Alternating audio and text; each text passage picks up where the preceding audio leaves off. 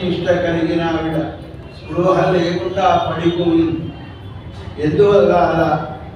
పరమాత్మ అదృశ్యం కావడం వల్ల ఆ స్థితి కలిగింది ఆవిడ. పరమాత్మ ఎందుకు అదృశ్యమయ్యాడు?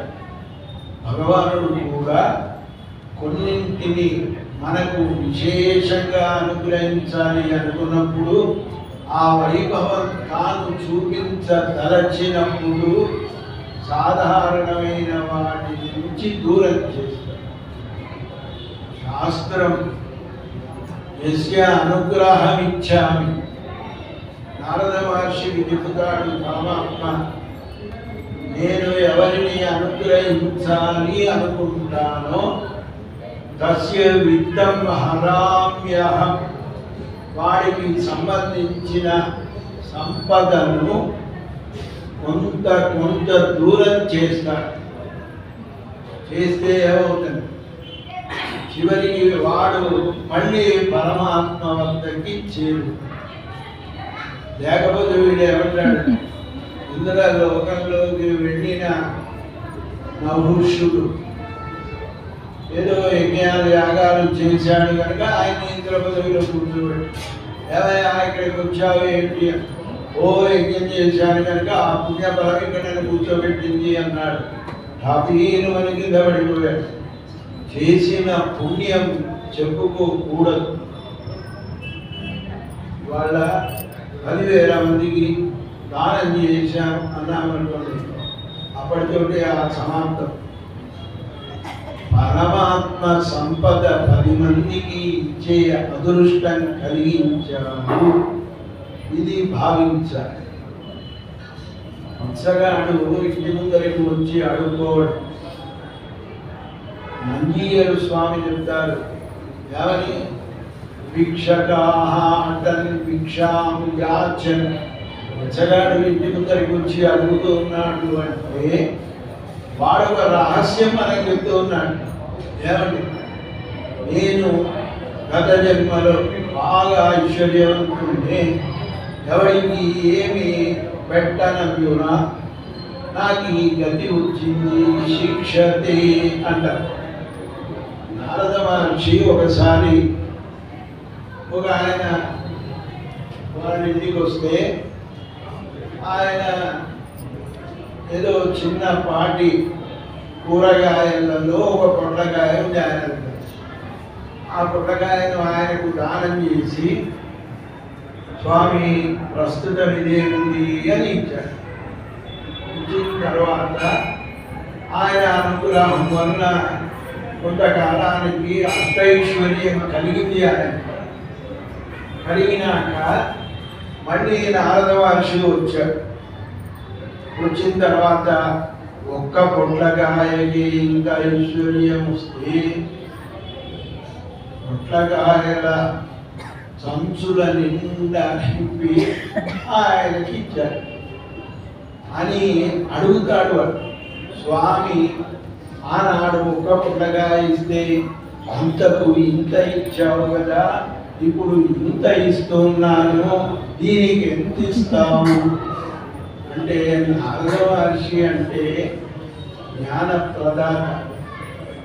ఆయన అంతకు ఇంతే నీకు ఇచ్చాను, ఇప్పుడు ఇంత ఇచ్చినా నీకు అంతే ఇస్తా అంటే ఒక్క పొట్లకాయనే నీకుండుగా. ఇలా ఉంటాయి భగవంతుడు. ఏదిగా చూపినా దాని వెనకాల ఒక ఆంతర్యం. ఇంత పెద్ద అన్నం పెట్టి పైన కొంచెం ఊరగాయ వేస్తారు, మరి అన్నంత పెట్టి ఊరగాయ కూడా పెద్దగా వేయించడం ఎందుకు వేయరు? భగవంతుడు ఇచ్చిన దానిని ఇస్తున్నాను అన్న భావన నాకు లేదు. కించిన్యూనం ప్రదాస్యేహం, ఎంతో ఇవ్వాలని ఉంది కానీ చిన్నగా శ్రద్ధయాదేయం వేదం చెప్పింది. ఎవరికి ఏది ఇచ్చినా శ్రద్ధాపూర్వకంగా ఇవ్వాలి. మంత్రులు గారు సత్యనారాయణ వ్రతం చేసి కార్తీక పౌర్ణమి నాడు ఆ స్కండిలోనే పెట్టిపోయాడు. పాపం ఆయన మొహమాటస్తుడు మా స్వామి గారు. ఓ 2 నెలలు అయినాక ఇంట్లో ముసలావిడ ఏమయ్యా మూటలో ఏముంది అన్ని చీమలు పట్టున్నాయి అంటే ఓ ఇది పంతులు గారి మూట. అయితే ఆ పంతులు గారికి దించేది తీసుకపోతే ఉన్నాయండి. ఆ అరటిపళ్ళు గుడిపోయాయి, తమలపాకులు గుడిపోయాయి, ఆ బియ్యం తిన్నాయి, ఎర్రజీవులు ఉన్నాయి. ఆ పంతులు గారు కనిపించదు. మళ్ళీ పట్టుకొస్తే ఇదో ఆ ఆవులున్నాయి, ఆవులకు పెట్టి ఆ ఆవులు కూడా చూడగానే పూర్తి అటు ఇటు పెట్టి వెళ్ళిపోయాయి. దానం ఎలా ఉన్నారు? ఈశ్వర భావశ్చ భగవద్గీత చెబుతోందండి. ఎవరికి ఏది మనం ఇచ్చినా మనకు తెలియకపోయినా అలాంటి మహానుభావులు ఒక మంత్రం చెప్పిస్తారు. తుభ్యమాహం సంప్రదతి నమః. ఇది నాది కాదు, పరమాత్మ ఇచ్చిన దానిని నీకు యథాశక్తి ఇవ్వగలుగుతున్నాను అని ఇవ్వడం అంటారు. ఇలా భగవంతుడు అన్ని ఇవ్వగలిగిన వాడు. ఆయన వీళ్ళు అడిగేటి ఆశ్చర్యకరమైన వాటిని అడుగు. ఒకటి శంఖధ్వని చేయడానికి శంఖములు ఇవ్వమన్నారు. పరమాత్మ ఓ కావలసినన్ని శంఖాలు ఉన్నాయి, పట్టుకెళ్ళండి అని అంటారు.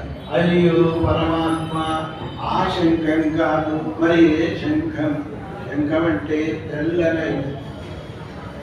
మీరు సముద్రం దగ్గర వెళితే వాడు చెప్తాడు, ఈ శంఖం మీ చెవు దగ్గర పెట్టుకోండి అని.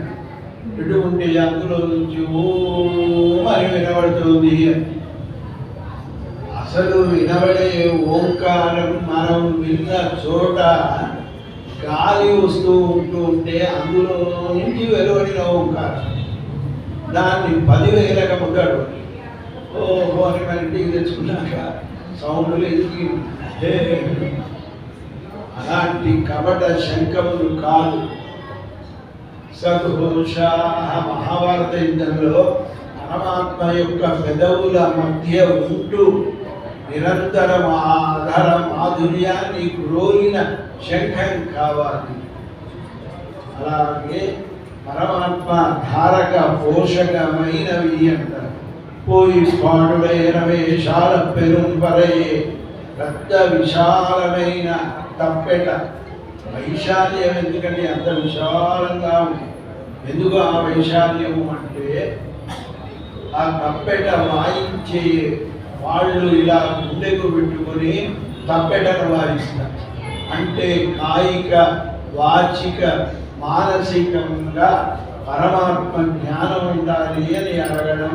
పల్లాండు విషయం పాడే మంగళాన్ని పాడేటువంటి వాళ్ళు కావాలి. అంటే ఎవరి భగవద్ భక్తి నిష్ట కలిగిన జ్ఞానులు కావాలి.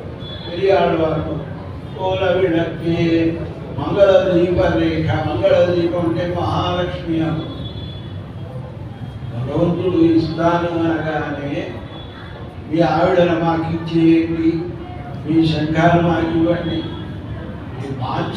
ఎవరైనా అడగడం ఔచిత్యమా అనౌచిత్యం? ఔచిత్యమే అంటారు. ఎందుకంటే వాటిని వదిలి ఆయన ఉండలేడు కనుక వాటిని అడగడంలో ఆయన కూడా ఆశ్రయించి ఉంటాడు. కొడియే విధానమే ధ్వజం, చాందిని మేలుకట్టు, ఇలాంటివి అన్నీ ఈ గోపికలు అడగడంలో ఒక 6 విధములైన సంపదలు. భగవంతుడి యొక్క కళ్యాణ గుణములు. భగవాన్ అంటే 6 గుణములు కలిగిన వాడు అంటారు. అనన్యార్హ శేషత్వం, పరమాత్మకు తప్ప మేము ఎవ్వరికి చెందిన వాడని కాదు అని పారతంత్రీయ జ్ఞానం. నేను స్వతంత్రుని కాదు, పరమాత్మే స్వతంత్రుడు. మనకు అనిపిస్తూ ఉంటాడు యజమానిని నేను, యజమాని 60 ఏళ్ళు ఆయన యజమాని నేను అనుకుంటే 60 ఏళ్ళ క్రితం ఎవరండి అక్కడ యజమాని? రఘుగణుడు చెబుతాడు. చాలా అద్భుతమైన ఉంటాను జడ భరత ఉపాఖ్యానంలో. ఏమయ్యా పల్లకిలో వచ్చావు, పల్లకిలో వచ్చావా, పల్లక అది అన్నాడు. జడభరతుడు. అవును, దీన్ని పలకే అంట. ఏం జ్ఞానమయ్యా అని. అది ఒక కర్రన ఇది. అవును, కర్ర కంటే ముందు ఏమో తెలుసా? అదొక చెట్టు. ఆ చెట్టు ఎలా వచ్చిందో తెలుసా? అదొక విత్తనం నుంచి. ఆ విత్తనం ఎక్కడి నుంచి? ఇలా బ్రహ్మ జ్ఞానాన్ని ఉపదేశిస్తాడు జడభరతుడు. కనుక వస్తునిష్టమైన స్వాతంత్ర్య బుద్ధి ఉండకూడదు. పారతంత్ర్యం అంటే ఏమిటంటే ఒకడు చెప్పినట్టుగా నడుచుకోవడం. తల్లిదండ్రులు చెప్పినట్టు పిల్లలు వింటే ఏ బాధ లేదు. ఆయన పొరపాటు అయింది అనుకోండి, మా అమ్మ నువ్వు చెప్పినట్టుగా నేను నడిచాను అని వాడు మళ్ళీ పైకే విసురుతాడు. కనుక పారతంత్ర్యం, భాగవత సహవాసం కోరుకున్నాడు. అలాగే భాగవత శేషత్వ జ్ఞానం.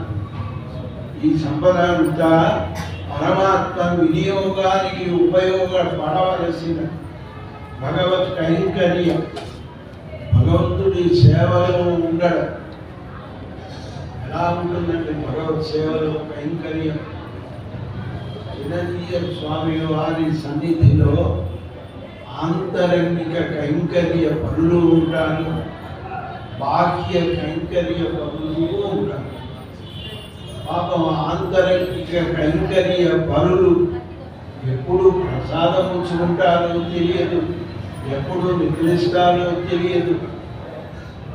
ఏమీ బోధపడకుండా కైంకర్యమే నిరతిగా కలిగి ఉంటుంది.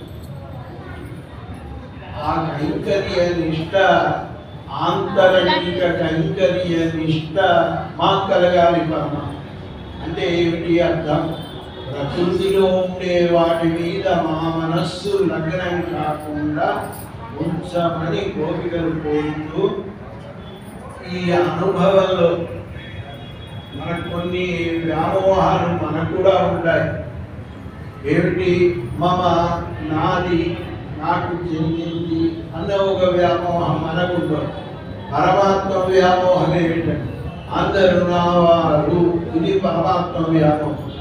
మన వ్యామోహం నాది, నేను. అద్భుతంగా చెప్తారు నమ్మిడే స్వామి.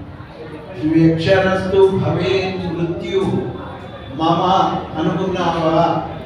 నీవు మృత్యువు మనలో పడినవాడు.